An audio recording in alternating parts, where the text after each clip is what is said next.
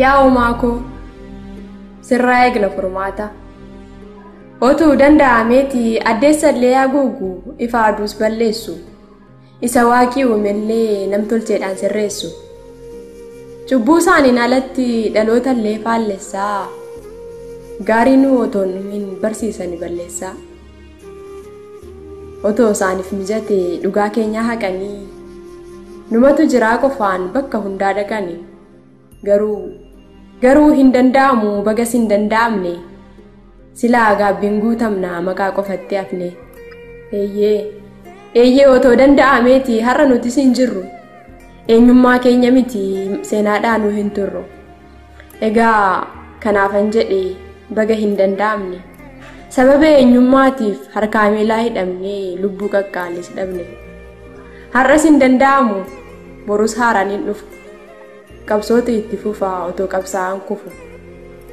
Afaansaa cuqqaalanii ijjisaa otoo dubbatu shororkeessadha jedhu goota mirgaaf falmatu. Haaromsi abbaa irree guddinaaf misoomni isaa dhugaa dura dhaabbadhaa utuu beektan callisaa. Dhaloota burjaajessaa anatu isin bulcha. Anaaf dantaa addaati abbaa biyyaaf fonqolcha. Didda rasaasni jira isin duraan dhaabbadhaa. Galiin isinumarraa gibiran sassaabbadha. Biyyoota alaarraayis deemee liqaa kadhadha. Egaa mootummaan keenya mootichi abbaa irree akeekkachiisni isaa tokkichuu soban turre. Ulaagaa barbaachisu nutis guutaafii jirra. Gibira lafaa miti isaanumas gabbarra. Dheessi nu dabeessa taanee nu biraa hin hafamu.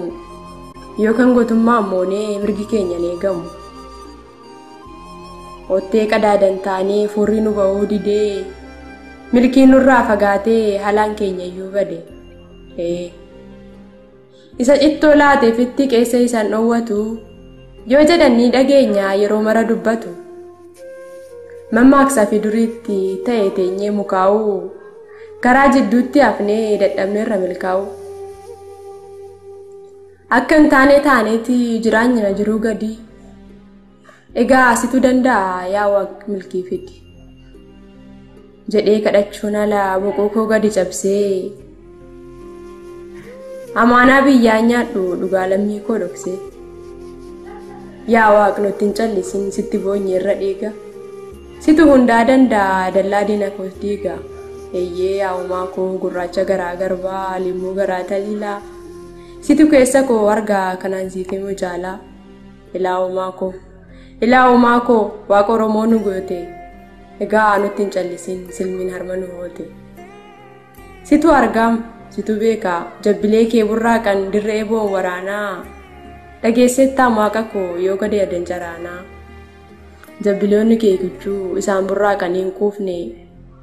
Dhiiga isaanii lolaasaa gaafas gara kee hin dhufne. Dhiigni isaanii jallisiif ollaan lafeen isaanii gamoo ijaare. Hunda dubbadheen fixu isa garaan koo aare.